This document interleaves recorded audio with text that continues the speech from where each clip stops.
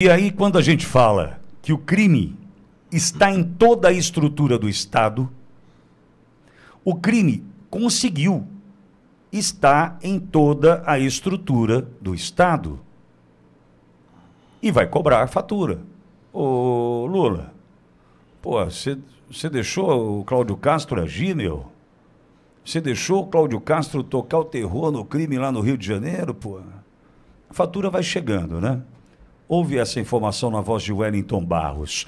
Cláudio Castro agiu na terça, na missa de 7º dia dos policiais heróis. Cláudio Castro pode ser cassado. É isso, Barros? Pois é, Ptolio, o Tribunal Superior Eleitoral marcou para a próxima terça-feira, dia 4, o julgamento de uma ação que pode levar à cassação do governador do Rio de Janeiro, Cláudio Castro, do PL. A data foi marcada pela ministra Carmen Lúcia, presidente do TSE, após liberação do caso pela relatora do processo. A ministra Isabel Galotti, responsável pela ação, encerra seu mandato no TSE em menos de um mês e liberou casos que considera prioritários para serem julgados antes de deixar a Corte Eleitoral. A definição de uma data para o início do julgamento acontece um dia após a deflagração da mega operação nos complexos do Alemão e da Penha. A Procuradoria-Geral Eleitoral, ou melhor, a Procuradoria-Geral Eleitoral, que é um braço, né, da PGR no TSE, defendeu no ano passado a cassação do governador e também do vice-governador. O órgão afirmou à época que houve abuso de poder econômico e político envolvendo o financiamento de projetos e programas da Fundação Centro Estadual de Estatísticas, Pesquisas e Formação de Servidores Públicos do Rio de Janeiro e também da UERJ em 2022. Em maio desse ano, o Tribunal Regional Eleitoral do Rio foi contra a cassação do governador. Mas aí o Ministério Público Eleitoral recorreu ao Tribunal Superior Eleitoral e reforçou o pedido de cassação de Cláudio Castro. O pedido se estende à chapa do governador, portanto atinge também o vice-governador Tiago Pampolha, do MDB. Há o pedido de cassação também para o presidente da Assembleia Legislativa do Rio de Janeiro, deputado estadual Rodrigo Bacelar, do União Brasil. Para o vice-governador, porém, não foi estendida a inelegibilidade por falta de provas. Deu para entender como o jogo é jogado no Brasil? A conta chega. A conta chega rápido, mas rápido. É zais-traz, como diria meu pai. É zais-traz. Rapidinho, a conta já chegou. Ou seja, operação nos complexos do Alemão e da Penha na terça-feira da semana seguinte, semana que vem agora, dia 4 de novembro, Cláudio Castro pode ser cassado. Este que afrontou o governo federal, né? Por quê? Porque, independentemente da decisão da Polícia Federal, que entendeu que não era razoável ajudar uma operação desse tamanho, ele agiu. Ponto 1. Temos também a questão dos pedidos que já foram feitos de explicações a Cláudio Castro de como a operação se deu. Só que eu estou num Brasil, e me perdoe, é minha opinião. Eu sei que eu já não posso ter minha opinião, posso ter uma opinião mais ou menos, né? Mas então vamos dar uma opinião mais ou menos, que se eu tivesse que ser claro aqui, provavelmente eu não continuaria o meu trabalho, a minha jornada. Então eu vou numa opinião até onde eu posso. Imagine você, hoje, a inteligência da Polícia Militar, da Polícia Civil do Rio, entregarem todos os planos de ação para quem está lá em cima hoje, independentemente do poder, se é que você me entende. Estou precisando cifrar as mensagens para não me lascar.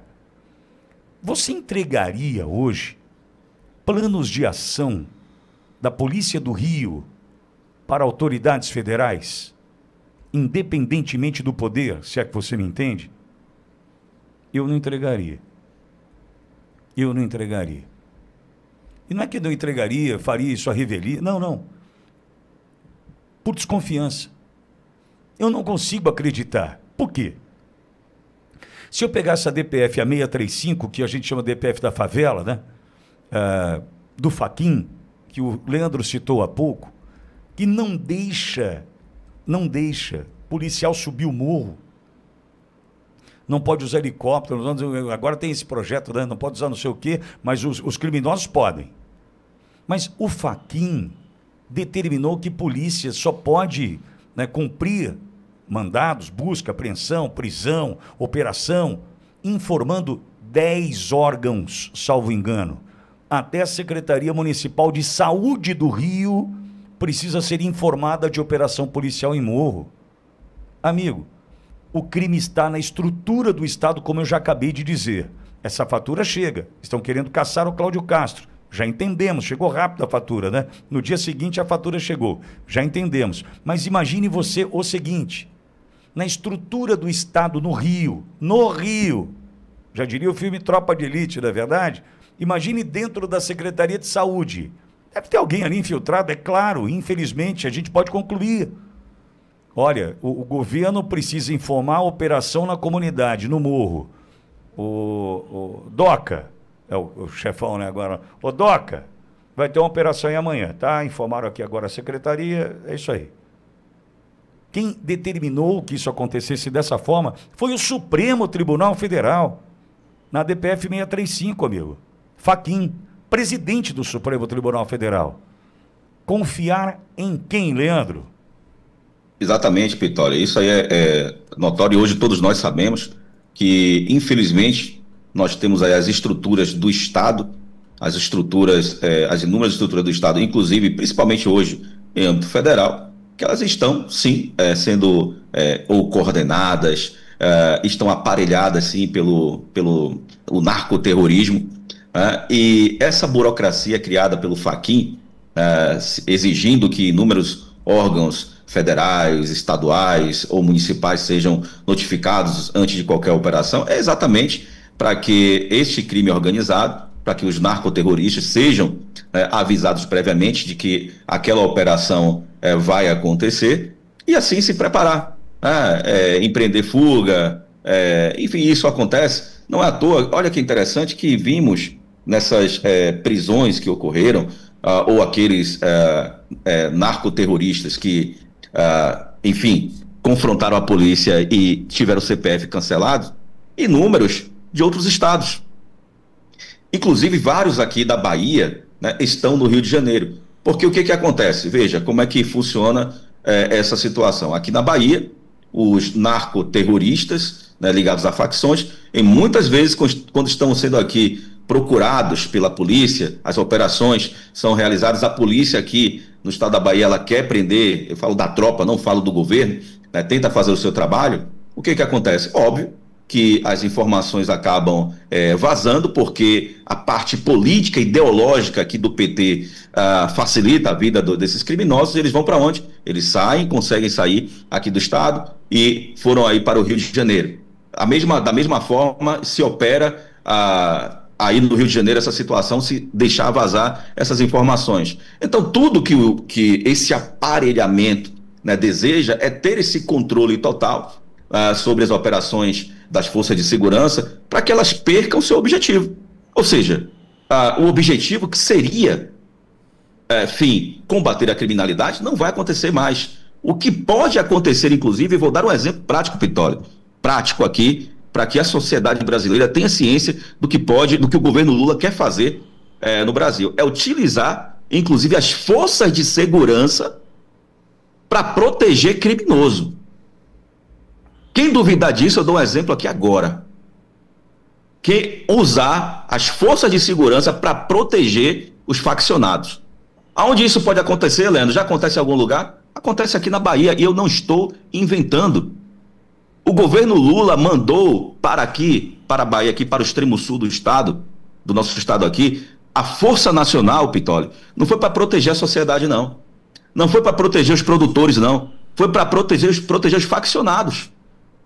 Proteger a facção, proteger o crime organizado aqui, que há 2 dias atrás, Pitoli, você lembra, eu tenho que fazer essa associação aqui, é importante. Na semana passada, eu mostrei para você a indignação de mais um produtor que foi baleado. Você se recorda disso, né, Pitoli? Sim, perfeitamente.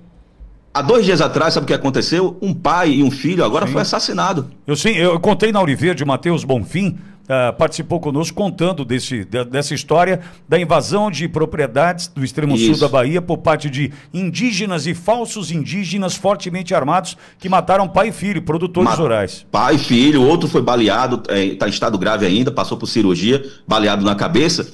E sabe o que é que acontece via de regra? Absolutamente nada. A Força Nacional do Lula veio para cá obrigada, eles são obrigados a proteger os falsos indígenas que estão praticando terror aqui, traficando drogas, ameaçando os verdadeiros indígenas. Eu conversei com caciques aqui que estão aterrorizados.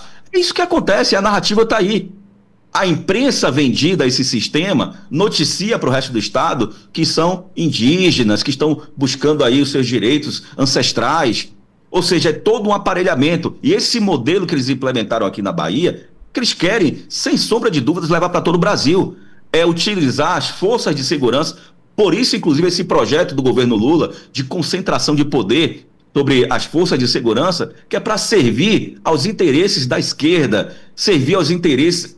obrigar um policial, obrigar as forças de segurança a fazer o serviço e a proteger a criminalidade. Nós temos que atuar firmemente para que isso não venha a acontecer, porque o planejamento deles é exatamente este. Então, volto a dizer, por isso, o Cláudio Castro merece todo o nosso apoio e será perseguido, já está sendo perseguido.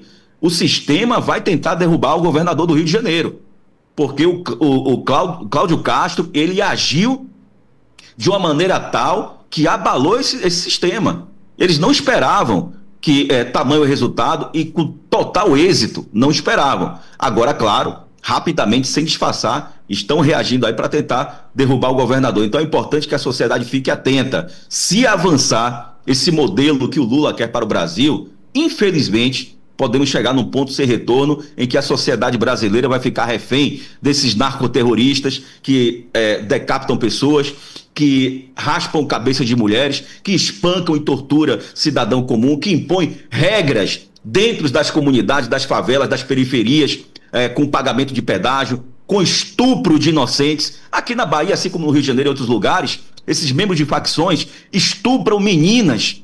Crianças pré-adolescentes são obrigadas a manter relações sexuais com esses membros de facção, ameaçando as famílias. E se um pai, como já aconteceu aqui e já aconteceu no Rio de Janeiro, se um pai for reclamar, ainda é assassinado. E é isso que o Lula defende quando diz que um fascínora desse, um terrorista desse, ainda, sob a opinião do Lula, é uma vítima de um viciado. Ó, Pitoli, sinceramente, me perdoe aqui o desabafo, mas é porque eu fico revoltado com o que está acontecendo no Brasil.